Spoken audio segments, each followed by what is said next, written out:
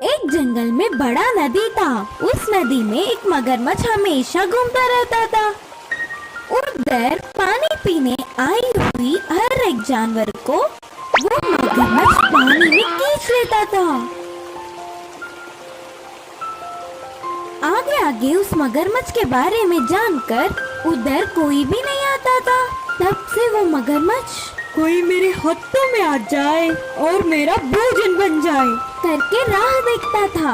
एक दिन ये सब ना जानते हुए एक हिरन नदी के पास आकर धीरे से पानी पीने लगी। दूर से ही हिरन को देख मगरमच्छ उसे किसी भी तरह खाने का निर्णय करके पानी में जाकर धीरे से हिरन के पास आकर एकदम से उसके पैर को जकड़ लिया। हिरन के लिए ये अनहोनी होने के कारण ना कुछ समझते हुए तुरंत रोना या चिल्लाना छोड़कर हंसने लगी। पागल हिरन, मरते हुए क्यों हंस रहे हो? बोला मगरमच्छ ने। मगरमच्छ मामू, पागल मैं हूँ या तुमने मेरे पैर समझकर लकड़ी को काट रहे हो। फिर हंसो नहीं तो और क्या करूँ? बोलकर हिरन फिर से हंस रहा था। हिरन के हंसने से मगरमच्छ का अहंकार टूटा। उसने लकड़ी को ही पकड़ा होगा करके भ्रम में हिरन के पैर को छोड़ दिया। किनारे पहुंचकर हिरन करके सांस लेके उधर से भाग निकली। फिर उधर किसी लकड़ी ना होने के कारण हिरन ने उसे धोखा देकर चली गई। जानकर मगरमच्छ गुस्सा हो गया। ऊपर से अच्छा स्वादिष्ट आहार थोड़े में ही खोने से दुखी हुआ। अगले दिन नदी के पास पानी पीने सियाड़ आया। तो वो सियाड़ और मगरमच्छ बहुत अच्छे दोस्त थे। उदास मगरमच्छ को देख सियाड़ ने ऐसे पूछा, क्या हुआ दोस्त, कुछ परेशानी में हो लगता है। हिरन ने उसे धोखा देकर कैसे भाग निकली। यह पूरी बात बोलकर मगरमच्छ रोने लगा।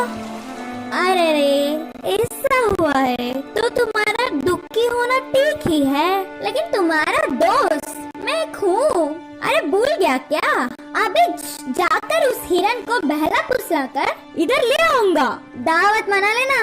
बोल के हिरन आते समय मगरमच्छ करने का उसको कान में एक उपाय बोलकर चला गया सियाड़। अब एक जगह पर हिरन को सियाड़ ने पकड़ लिया।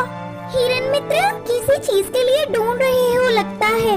अच्छा, हरा घास बहुत खा चुका, ऊपर से गर्मी के मौसम से प्यास सह नहीं पा रही हूँ। कहीं तो पानी का पूल दिखेगा करके ढूंढ रही हूँ। बड़े अच्छे हो तुम, हमारे पास में ही एक अच्छा नदी है ना। नाना, उस नदी में मगरमच्छ है। अच्छा सच? तो वो कल की बात है, अब वो मर गया। मैं सुबह ही नदी के पास गया, वह किनारे पड़ा था मर के।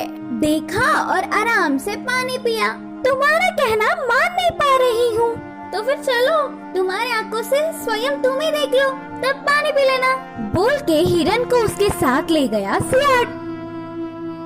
हिरन ने दूर से देखा, सच में मगरमच्छ मरा पड़ा दिखा।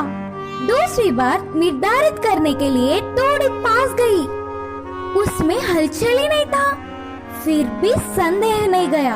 हिरन ने उसकी बुद्धि का उपयोग कर कहा, अगर मगरमच्छ मरता तो उसके मुंह से उफ उफ करके आवाज निकलती है ना।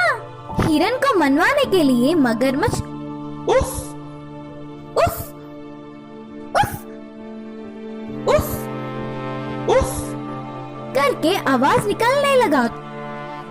तुरंत हिरन दूर भाग के कहा कि रोको तुम्हारा नाटक, मरने वाला कोई भी जानवर आवाज करता है क्या?